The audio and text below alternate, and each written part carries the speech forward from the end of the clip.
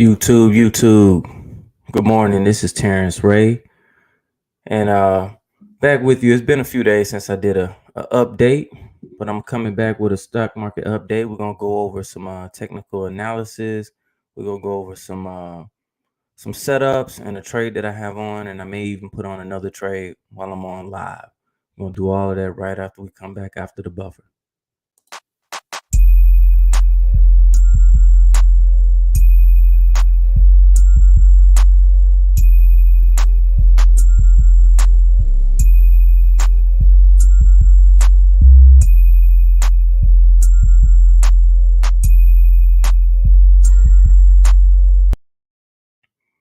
Right now, we're showing basically the VIX futures flat. Well, you looking at the VIX, it says like 0.07 is up. So that's basically flat. S&P 500 futures up about 10 handles. NASDAQ futures are up about 75 handles. That's about 0.5%. And the only one that's down is the Russell. So the Russell is down a little bit, which when I see something like that, that could lead me to believe that we may see a reversal or see the whole market turn down before the end of the day. So just watch that, because if you're looking at the Russell, which is normally leads the market most of the time. Lately, it's been the Nasdaq, but most of the time it's the Russell. So you'll see the Russell turn either going up and then the rest of the market follow, or either going down and the rest of the market follow. So we'll keep an eye on that for the rest of the day. We'll monitor that. We got the gold futures up. Gold has a little push, a bid under it. Let's take a look at it on the chart. You can see right here, look like it may be making a move toward the highs of here back in March, the beginning of March. So we got that going. Oil is up 1%. So we have the making of something where I could see the market going down. You got oil up, you got gold up, Bitcoin is down. You got the Bitcoin futures down 1%. So how that's been going is Bitcoin down, Nasdaq down, or I should say Nasdaq down or tech, and then Bitcoin following. So that's right in line with what we've been seeing. Now, the only thing that would hasten me on, predicting that, hey, the market's going to go down today, is the financials. The financials have been beat up. So the financials had their earnings last week, JP Morgan. I'm not sure if all of them had them. I know JP Morgan had theirs, the big one. And because Jamie Dimon made some statements about volatility being in the market for the near term, for the future. And you can see, I'm gonna pull up JP Morgan, and you can see that on this chart, as I have in the heading, are the financials oversold? And looking at this, I'm gonna close this up right here just so we can see, so you can get like a whole view of it, coming from JP Morgan, coming from 172, now down around 126. Right? So for me, and then if we look at the RSI, let's open up the indicators. I always, the main ones I use is the MACD and the RSI. If I look at the RSI, you can see it came down here and touched right there at the oversold level. And then we got kind of like if you're looking at these candlesticks, if anybody as a student of candlesticks, you got almost like a doji, maybe a spin, what they would call, I don't know, a doji or a spinning top or something like that.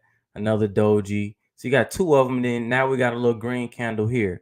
So we could get an up move maybe right here to close this gap. Maybe this would be considered divergence on the RSI, right? The price action made another low, but RSI didn't quite take out this low.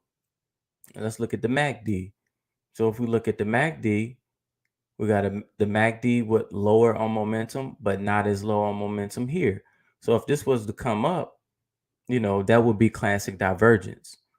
So a lot of times I know when I get divergence, whether it be divergence up here at the top which would be bearish divergence. This would be bullish divergence, right?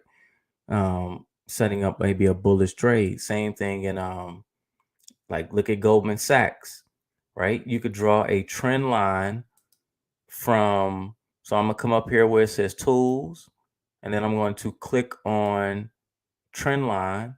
Once again, I'm on the Tastyworks platform. I'm gonna come right here and draw a line there, right? So then I come back up here, click on trend line again, and then I draw a line here. So you can see on this momentum indicator, you can see momentum slowing down, making highs, and you can see price action still making lows. So that's signaling to us that we'll get maybe a small up move in the future. Now that doesn't mean that, hey, I don't know if it's going to be a prolonged up move or not. But for me, it's not, that's not as big of a deal as per se for a trade. Now look at this hammer candle. What is this candle right here? Kind of looks like Thor's hammer, right? Like pushing the market up, beating the market up. So, just looking at the candlestick. So we got all types of confirmations. Now, what I did was I looked at Morgan Stanley. Morgan Stanley, a $85 stock. I wanted to do this one, right? I caught this one. I think it was last week on Thursday, right before the end of the shortened week last week, because the markets were closed because of Good Friday. So we got divergence here. Also a financial. So we're gonna go trend line. All I'm gonna do is go from the bottom of the MACD right here, if it lets me. No, that's the wrong index. I clicked on the wrong one. Get off of here. Let's go back up. Yes, I want to delete that. Let's go back to trend line. Make sure we click on the right one this time. Go right here from that low to that low. And you want to look at the candlesticks too, because you got another hammer candle. So that signals, we'll go to trend line. That signals also that the market may be pushing up. And then we got here. So we got divergence. So what I did was I came into Morgan Stanley. Let's go to the option chain. I came to the monthly, right? I didn't want to go, well, at that time, I think we did have a shorter one, but I went out to May, right? And then 32 days out. My sweet spot for selling spreads, credit spreads is right around 35 days to maybe 65 days. I try to stay within that window if possible. And I made a $5 wide. I sold right here at the 82.5 strike, which is right now the 35 delta, which is, if I was to do it today, I would probably pick the same one. And then I came out here and bought this one. So I sold this put, bought this put, thereby making it a $5 wide spread. And whatever premium I collected, let's go look at the position. I collected 139 in premium. So that left me with 361 of risk. And you can see right now that trade is profitable right now. And I already have a GTC order good to cancel to take me out of the order at 50%. So I'll buy this spread back at $70 or 70 cents. And then I'll book 69-cent profit, 69 bucks, right? And so selling a put spread is another way to get long, right? So, you don't necessarily always have to buy stock to get long or buy call options. And because buying call options while IV is decreasing will affect your call options and you'll lose premium, what they call vol crush. So even though you can be right directionally, but the value of your option will be depleted. So with that being said, we got that set up.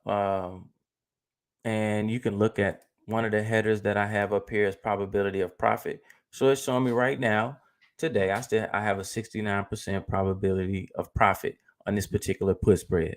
Now, what I want to do, let's do some live trading. Let's see if we can find something else. Now, I'll tell you guys this. I am not a fan of the market at all. I do not believe that this market is is going to stay. It's going to stay bid. I just don't see it going up on a continuously.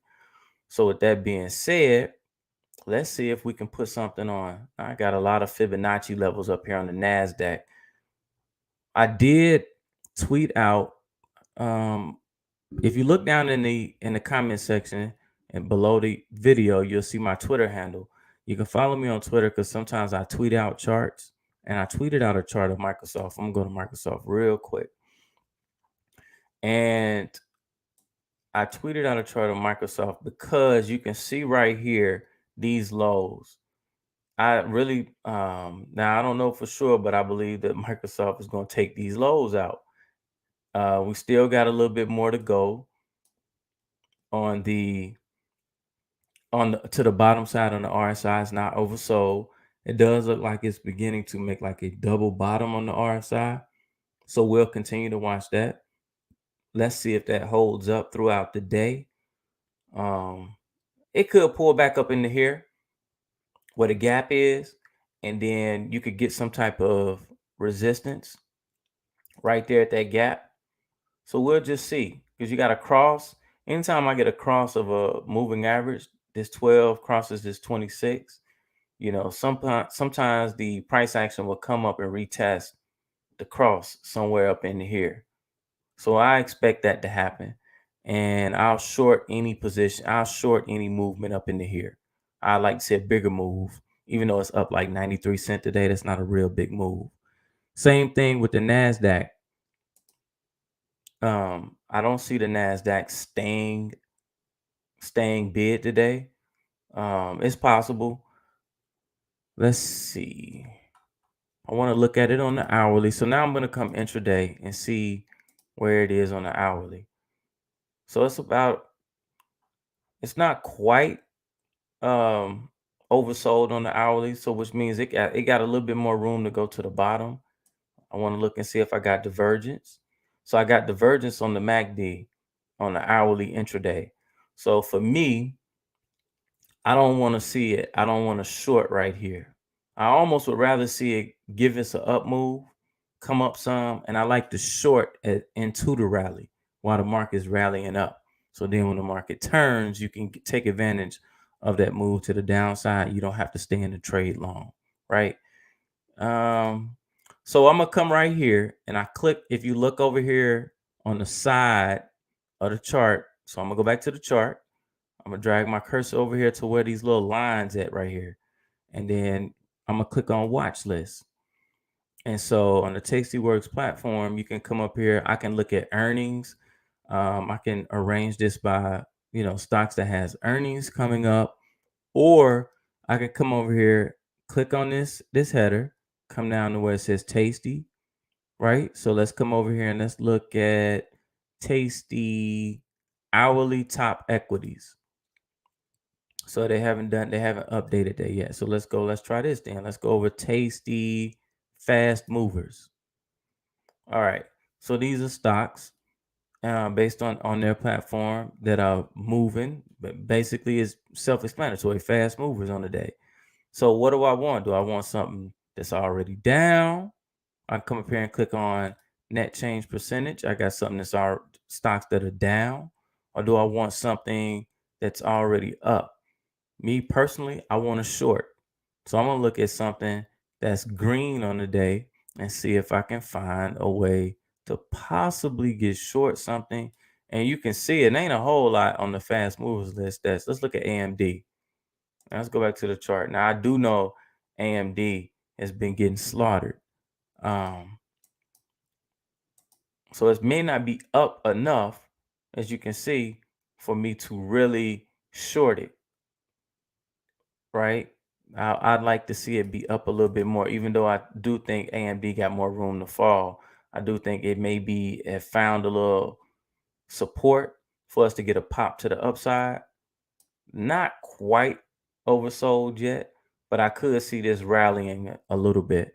So what I think the best move might be is to sit and wait, see if we get a little bit more of an up move today, maybe tomorrow, and then maybe sell into the strength or sell into the rally.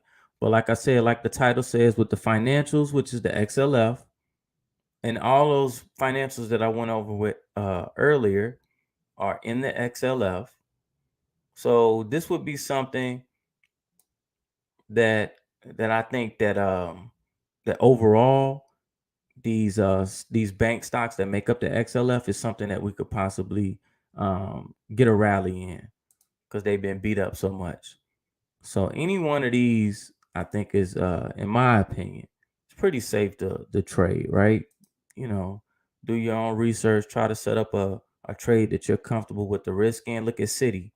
I mean, you could look at Citibank's been beat up, and look at it.